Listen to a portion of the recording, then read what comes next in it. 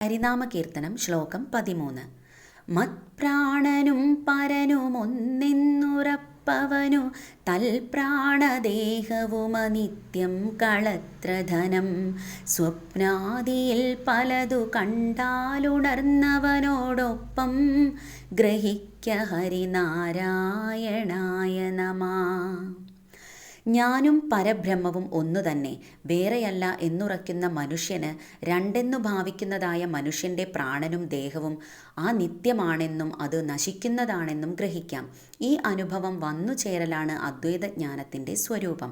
ഈ ഔന്നത്യത്തിൽ എത്തുമ്പോൾ അതുവരെ ഞാൻ അഹങ്കരിച്ചിരുന്ന ജീവൻ, ശരീരം, മനസ്സ്, എൻ്റേതെന്ന് അഭിമാനിച്ചിരുന്ന കുടുംബം, ഭാര്യ, സ്വത്ത് മുതലായവ സ്വപ്നദൃഷ്ട പദാർത്ഥങ്ങളെന്ന പോലെ മിഥ്യയായി തീരുന്നതാണ്.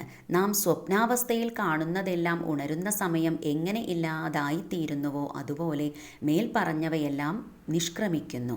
അതിനാൽ അവ നശ്വരമെന്നും ബ്രഹ്മം മാത്രം സത്യമെന്നും അത് താനാകുന്നു എന്നും ഉറപ്പാക്കുവാൻ സംഗതി വരുത്തേണേ നാരായണ. അതിനുവേണ്ടി ഞാൻ നമസ്കരിക്കുന്നു.